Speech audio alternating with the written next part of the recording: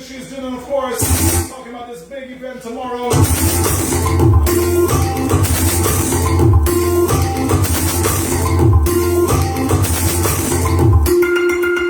Minister, good morning to you. Welcome down to yet another Saturday morning on the Women's Station. What's happening, bro?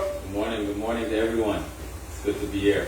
Yeah, you look sharp today, man. What was the occasion, bro? Sharp.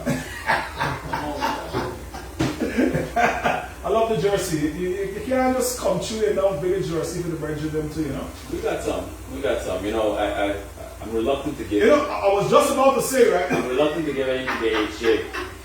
Because HJ always forgets me. I know that Dwight as well put on a few pounds since he got his baby. Congratulations to we saw baby weight. Big Daddy. Yeah, he got some baby weight there. I don't want you to brush off this jersey thing. When do I pick up? it? Yeah. When do I pick up? It looks good. Very hip and nice. You know, the ministry is well represented. I noticed there. Yeah. The ministry is always being well represented. All right. Always. So let's get into it. Tomorrow we're getting ready for the second annual We Are One Guyana virtual concert. Yeah. We were hoping this year that we'll be able to do it physically, but you know, we're looking at the numbers. We're getting there. We're getting there. I think the good news is that the reception that we've had or the feedback we've had over the One Guyana concert the last year. In fact, we've had probably over 500,000 views on the One Guyana concert from last year. Wow.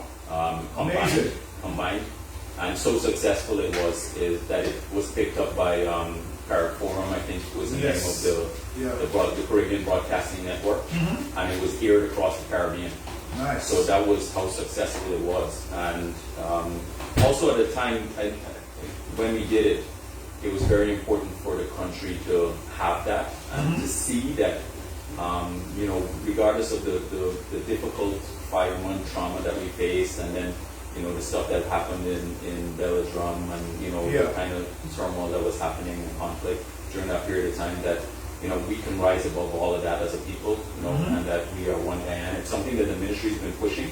Yeah, I noticed that in all of your promotions, all the tagline remains the same. Yeah, and we've got everyone who really believes and loves the country has to understand how important being able to be united and unified, both as in physical space, meaning when it's coming to dealing with our territory, and then the other part too is as a people. You know, there's nowhere else in the world that you will go and find that there's a group of people that are exactly the same as Guyanese, and we've got to be able to love each other. You know, embrace that. And when the elections are over, you know, we get back to life.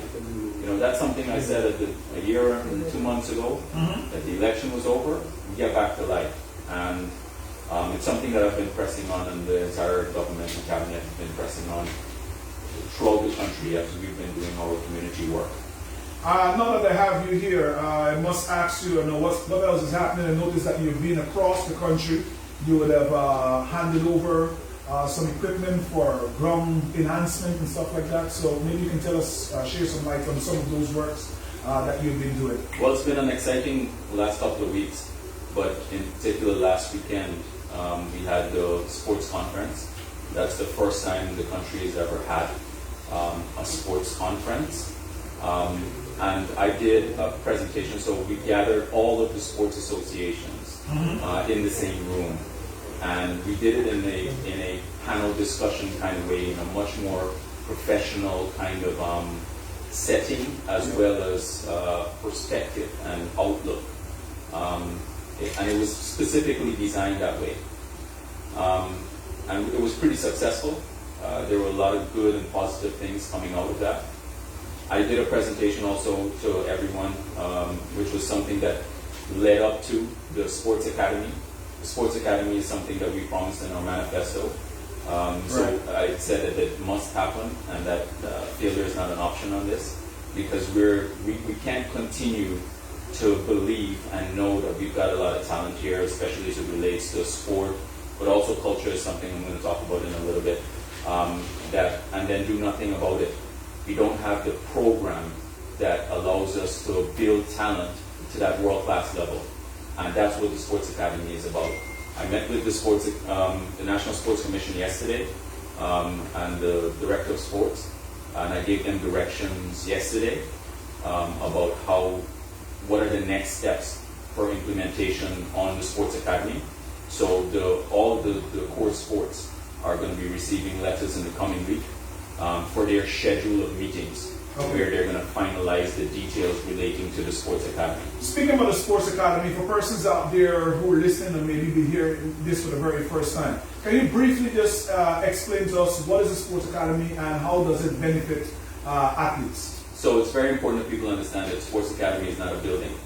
It's a program. The program is intended to function in a very similar way like the education system, but it's different in this way in that it's specifically focused on sports.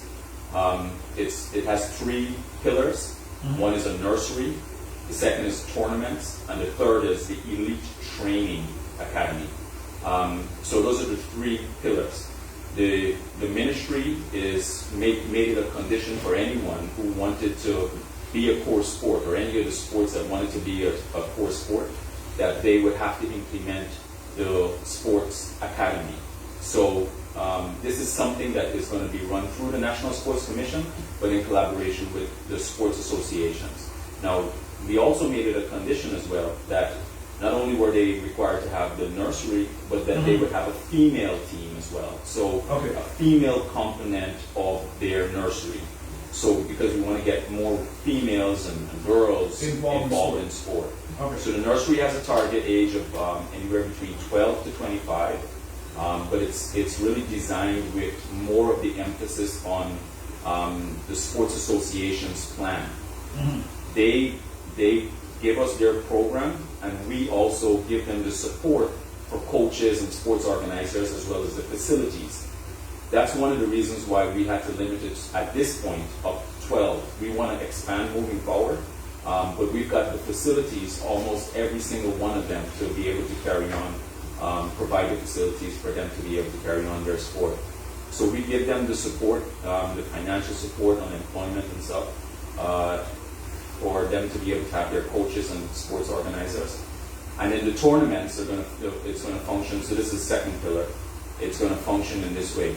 But before I go, let me just touch on the program that they have. The program that for the nursery is designed really dicing up the segments of each sport into the various areas, and they focus while they're training on those areas. So it's not just like a scrubby kind of game where you can just go and pick up a game in the park. You know, it's really focused on a specific kind of training. Not too professional, but at the same time it's more professional than just scrubby. The tournaments is where the ministry and the National Sports Commission, we earmark $12 million every single year so that they can have tournaments. So 12 core sports get at least $1 million. At least some will get more, because some sports are more expensive to run off and some are not. But we want to see these tournaments run on a consistent basis. Leading up into an annual final, which will be broadcasted. Now, the ones that lead up into that are the low-calorie ones. The ones where they can have monthly, and they can do the competitions and maybe get some medals and trophies and things like that. But the annual one, which is the finals, will be broadcasted through the ministry. Now, it's intended to be a basis for them to be able to do the tournaments, but not to be the full support, because what we've been doing now is trying to create a bank for companies so that we can start saying, look, the ministry is partnering with sports associations. We've got the weight and the credibility to say that, look, if you partner with us, we know that your money is going to be directed towards the right place and for these purposes, and they have that confidence. So we've started to do that already. And then the academy, the Elite Training Academy, is really kind of where the magic happens in terms of the finessing of the talent. Exactly. So this is where you get the elite coaches, and I've already started to engage a lot of the foreign embassies and the high commissioners and ambassadors and stuff like that to open the discussion on that, because some of these will have to come from overseas, and some of our coaches here will require the upskilling. But that's the academy in a nutshell. But it's also intended to function like a camp. So during, for that elite training period. It's 4 to 8 weeks. They go into a camp. They get paid stipends. I'm talking about the athletes. Nice. They get paid stipends, Yeah. so that they can offset the opportunity cost of that they have to be there, that they're losing. Let's say if they would have been able to catch their hand doing some kind of work, right? So during that period of time, they're getting paid a stipend, but while they're there, they're focused only on the sport, right? They train 3 times a day, and this is what they do. They focus on the training, they focus on the knowledge and the science of the sport and knowing how to do this, because we're behind. A lot of countries are ahead of us, and when you want to really grow quickly, you've got to do things in a very strategic, logical, and scientific and smart way. Nice. So the sports academy is expected to be launched when? In the next couple of weeks. We're finalizing the details now. So for those athletes out there and aspiring athletes, great news coming your way. Of course, the sports academy will be launched, and as the Honorable Minister said, that persons or athletes will be given the chance to work with elite coaches, whether it be from Guyana or outside of Guyana. And also, I'm happy that they will also receive a stipend during that period as well. Yeah. And I said at the sports conferences, this is not intended to function as a talk shop. It's serious business. Sports is a business today, big business. The Prime Minister said that in his speech. It's trillions of dollars worth of revenue and cash flow that comes from the entertainment of sports and advertising and broadcasting, etc. And it's good for tourism as well. And if we don't have the elite athletes where they're like a number one or not number one, but competing amongst the best, we're never going to be able to get that share. So we've got a lot of talent here, but we need the program to take it up there, similarly in the way that the education system functions. Coming out of the sports conference, I know that you're now looking forward to the cultural aspect of it. Well, I'm happy to announce I had some... Because the artists them are already asking, the creatives are saying, well, we see that you're placing all this emphasis on sports, but what's happening with, what's happening for the creatives? Yeah, I'm here to announce as well that there will be a culture conference, and it will have a specific dimension, a specific emphasis, which is on the business of culture, the business of the creative industries. So I've had some pretty promising discussions already. I'm aiming tentatively for this to be in December. Most people know by now that when I say I'm aiming to do something, it's pretty likely that it'll happen. I don't like to challenge God on anything. So all intents and purposes, I expect that to happen around December. Excellent. All right. Anything else you want to share with us this morning? Yeah, there are a couple of things. We launched the youth grant program. Okay. So we started to invite proposals on that, where young people who either have an innovative business or who are looking to have or has an innovative idea, they can get up to $1 million to do their business. And it's not just business alone, it's business and mentorship. So we're doing a mentorship program that runs parallel to the fact that they get the grant. So we're not just leaving them alone. How can they participate? It's on our page, the flyers on our page, all the information is there. We're trying to make this stretch across the region as well. Yes. So we're doing at least 3 for every region. For the most populous regions, you will get more. So we're probably before the end of the year are going to be able to give out about 75. About 75. So it's about $75 million worth of grants. So people out there, if it is that you have a innovative idea for a business, or maybe you have a business that you want to, can it work also for existing business who may be looking for? Once it's innovative, right? It'll have to go through an assessment and pass through a board of assessment and evaluation and stuff like that. But the whole point of it is not just a run-of-the-mill business. So if you've got like a shop that's selling clothes, that wouldn't qualify. Or a stand that's selling fruits, that wouldn't qualify.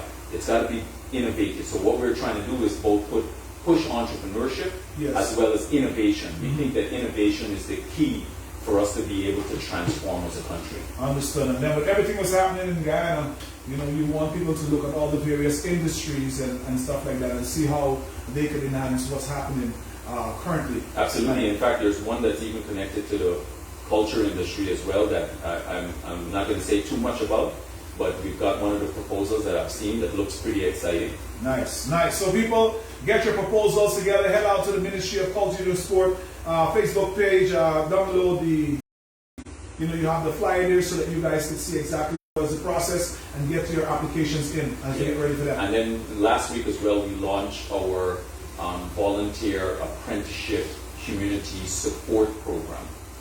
Now, what this is really to focus a lot on community grounds to get the community involved in taking ownership of their grounds and involvement in maintenance and all that kind of stuff.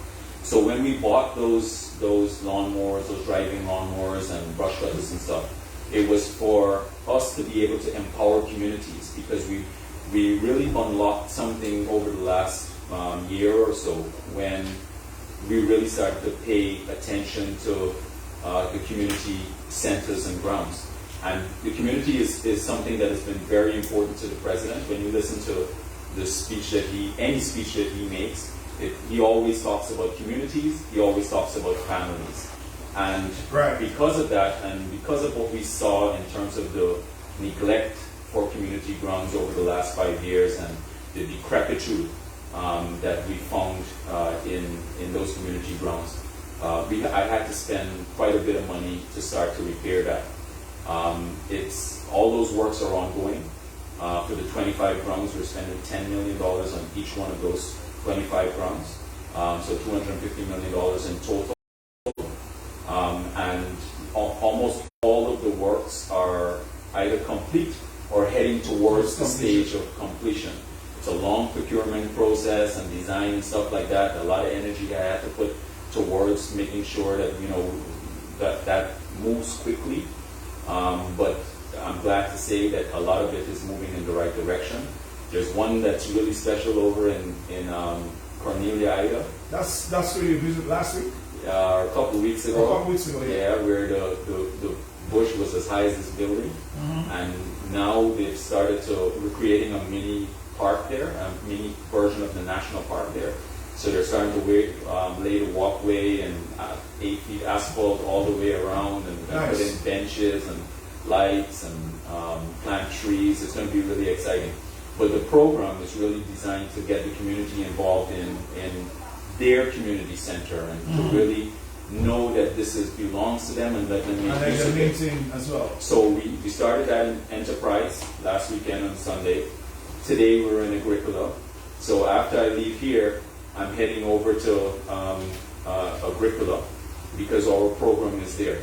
Okay, great. So people in Agricola, if you look out for the ministers coming your way. I'm inviting you too, Corwin, and Dwight and. Yeah, we're gonna be headed there. We actually headed to Linden as well, so we're gonna make a quick stop. Okay, good. Right. And then tomorrow, I'm over in Region 2.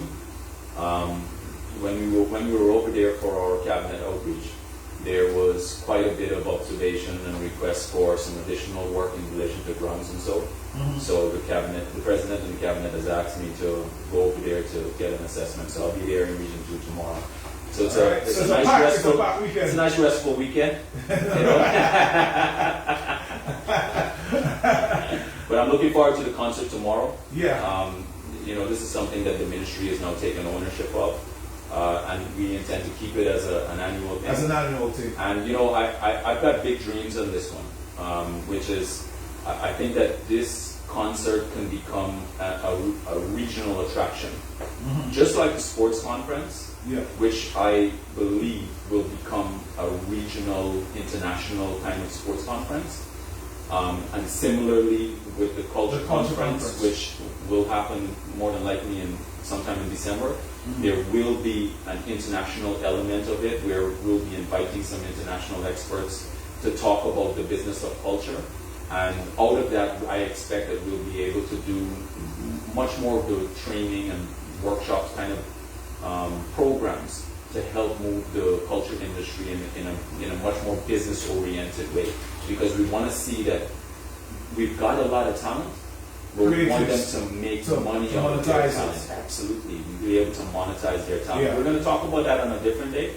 But that's the direction I think that the concert will eventually take, where we get this concert that's solely for Guyanese talent. Right. And a lot of people are going to start paying attention to our talent now, as they get more of an opportunity to really showcase their talent and build on their talent by working more, etc. And as we get more prosperous, which is an inevitability now, under our leadership, that prosperity will come. It means that there's going to be a lot more opportunities for entertainment, so events, and that means that they're going to need more types or elements of entertainment, which includes performers. So this is where it's going to be able to really kind of spread, both locally and regionally and internationally. All right. So you heard there from the Honorable Minister. Thank you for dropping by. We're going to see you in Agricola in a few minutes from now. And then for those persons in Region 2, we'll be in your area tomorrow. Then he gets back to Georgetown. Chopper.